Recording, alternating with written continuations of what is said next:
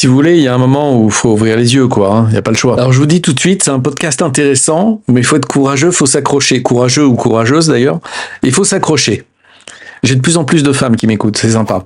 En tout cas, si vous aimez, vous likez, vous commentez, vous partagez, vous abonnez. Voilà, à tout de suite. C'est le chaos, les gens sont perdus, on ne sait plus dans quel sens pousse le vent, c'est la bérésina. Je ne sais pas si vous avez suivi ce que Trump a fait, mais il a joué un énorme coup de poker. Parce que mettre fin à 40 ans de mondialisation, ça fait du ménage. Moi, ce que j'ai envie de vous dire, c'est que la négociation selon Trump, il y a des bouquins qui ont analysé son style de négociation, c'est d'un côté un bluff, du bluff, énorme, à grande échelle, mais aussi une partie d'échec. Et maintenant qu'il a acculé le monde dans un coin, on va commencer à discuter au cas par cas, parce qu'en vrai, on est toujours des copains et qu'on veut toujours faire du business. Bonjour, j'espère que vous allez bien. Alors ce matin, j'ai pris un bon café, et puis j'ai eu l'idée de ce podcast. Et je me suis servi de plusieurs IA, plusieurs intelligences artificielles, notamment, si ça vous intéresse, le chat, Mistral, ChatGPT, Claude et Perplexity, pour étudier les comportements des 10 empires les plus puissants sur ces 500 dernières années. Le truc impossible à faire sans les IA. Et j'ai corrélé tout ça avec les monnaies utilisées. Alors, c'est assez intéressant, parce que ça nous montre l'ascension et le déclin des différents empires, notamment l'empire néerlandais avec le florin, l'empire britannique avec la livre, l'ascension et le début du déclin de l'empire américain avec le dollar, ainsi que le déclin lié au communisme de Mao et le renouveau de l'empire chinois. Puis en fait, comme j'étais chaud, j'ai aussi examiné l'ascension et le déclin des empires espagnols, allemands, français, japonais, russes et ottomans, et les conflits majeurs. Et pour mieux cerner les Chinois, j'ai aussi voulu, si vous voulez, l'IA c'est à partir du moment où on commence, on ne sait pas où on s'arrête. J'ai aussi étudié la montée et la chute des dynasties chinoises et de leur monnaie depuis près de 600 ans. Puis après, j'ai eu mal à la tête, donc je me suis concentré sur les 4 empires les plus importants. L'empire néerlandais, britannique, américain et chinois. Et pour faire simple, on est sur des cycles générationnels qui ont une période de 25 ans, avec des intermèdes d'environ 10 ans. Et quand on dit que l'histoire se répète, c'est pas des conneries. Et maintenant, vous allez mieux comprendre. Ces transitions sont des périodes de conflit. Disons que vous allez mieux visualiser de quoi je parle. Ces transitions sont des périodes de conflit, car les puissances dominantes ne déclinent jamais sans résister. Un animal blessé se laisse jamais mourir sans vouloir donner un dernier coup de griffe. Et j'ai analysé la puissance de chaque empire avec des critères, notamment le niveau d'éducation, le niveau de développement technologique, la compétitivité sur les marchés mondiaux, la production, la part dans le commerce mondial, la puissance militaire, l'importance de son centre financier et la solidité de sa monnaie en tant que valeur de réserve, en tant que valeur forte. Et puis j'ai fait une moyenne et j'ai été reprendre du café. Alors ce qui est intéressant, comme tous ces facteurs sont mesurables, on peut voir assez facilement à quel point chaque pays est puissant en ce moment, à quel point il a été puissant dans le passé, et donc s'il est en phase de montée ou de déclin. J'ai encore simplifié l'analyse pour me concentrer sur les relations de cause à effet qui expliquent l'ascension ou la chute d'un empire. Et sans surprise, vraiment sans surprise, c'est l'éducation. Le facteur numéro 1, c'est l'éducation. Une meilleure éducation génère systématiquement plus d'innovation, de développement technologique, ce qui permet donc par effet de rebond d'établir une monnaie plus forte et d'investir dans des infrastructures et de la puissance militaire. Et donc ça commence à l'école. Et on peut aussi constater que ces dynamiques déclinent de la même façon, dans un ordre similaire, quand l'éducation s'affaisse, par effet de rebond, dans les 20, 30, 40 ans qui suivent, le pays s'écroule. J'ai été reprendre un café, j'ai examiné une séquence typique d'événements internes à un pays, qui produit des ascensions et des déclins. Et en fait, ce qui est le facteur primordial, c'est une guerre. Une guerre établit une nouvelle puissance dominante et un nouvel ordre mondial. Et donc, il y a un gagnant, et un seul gagnant. Et comme personne n'a envie d'être le suivant sur la liste, en fait, s'installe une période de paix et de prospérité.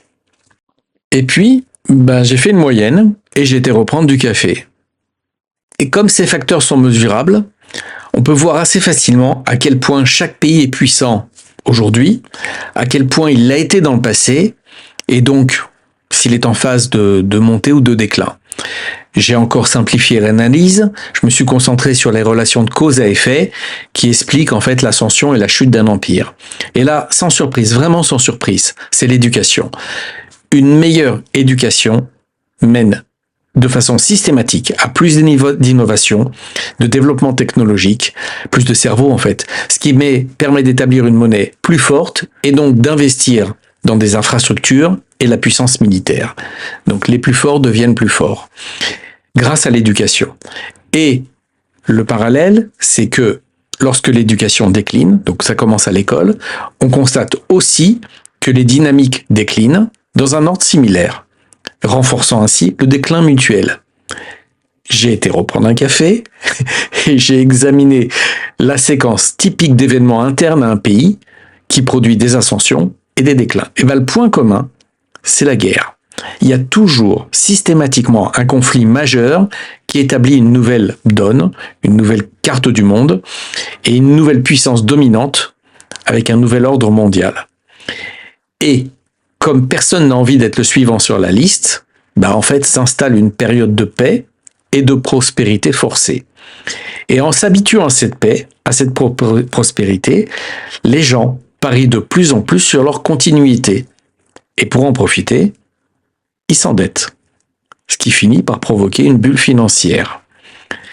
La portion de l'empire dominant dans le commerce mondial augmente, et comme la plupart des transactions se font dans sa monnaie, celle-ci devient par défaut une monnaie de réserve, ce qui facilite encore plus l'endettement. Donc on creuse un puits sans fond. En parallèle, cette prospérité accrue entraîne une répartition, vous allez voir c'est d'actualité, entraîne une répartition inégale des richesses. Et l'écart entre les riches, ceux qui ont, et les pauvres, ceux qui n'ont pas, s'accentue. Là j'ai voulu me reprendre un café, mais j'en avais plus. Et finalement, la bulle financière éclate, ce qui conduit à l'impression massive de monnaie, ce qui s'est passé il y a 4 ans, et à des conflits internes croissants entre les riches et les pauvres, voire les très riches et les très pauvres. Donc en fait, c'est la classe moyenne qui disparaît, et la classe moyenne, je vous rappelle que c'est elle qui fait vivre un pays. C'est elle qui s'endette, c'est elle qui consomme, c'est elle qui achète de l'immobilier, c'est elle qui achète 2 voitures, c'est elle qui achète des écrans de télévision, des ordinateurs, des machines à laver, qui consomme, qui va au restaurant, qui prend des vacances. C'est elle, la classe moyenne, qui fait vivre un pays. Parce que les riches, je parle des très riches, ça fait longtemps qu'ils ont mis leur oseille à l'étranger, dans des paradis fiscaux, mais les très pauvres, ils intéressent personne. Et je dis ça, c'est pas de l'ironie, c'est une constatation économique en fait. Et là, suivant les cas, soit la richesse est redistribuée, parfois sous forme pacifique, par exemple, c'est les aides sociales, des prises en charge de l'État, l'augmentation du nombre de fonctionnaires, parce que les fonctionnaires ils descendent pas dans la rue, ou quand ils descendent c'est de toute façon pacifique, parce qu'il faut qu'ils conservent leur boulot. Soit sous la forme de manifestations, c'est ce qu'on voit aujourd'hui, de plus en plus violentes, de plus en plus incontrôlables, puis finalement, parfois ça arrive à une guerre civile. Pendant ce temps-là, pendant que l'empire dominant lutte avec ses conflits internes, sa puissance diminue face à ses puissances rivales extérieures qui, elles, sont en pleine ascension et qui n'ont qu'une envie, c'est de le bouffer.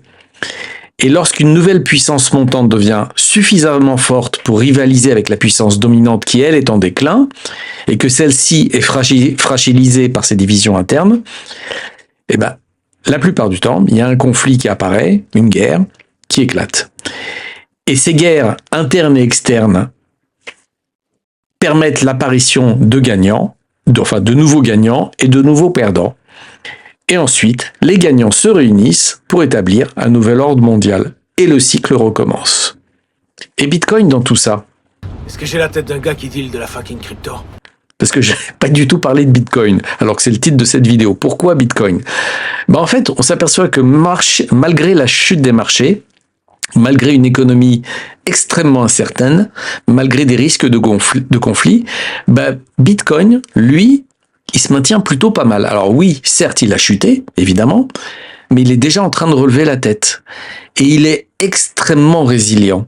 La résilience, ça signifie c'est une résistance à toute épreuve, en fait.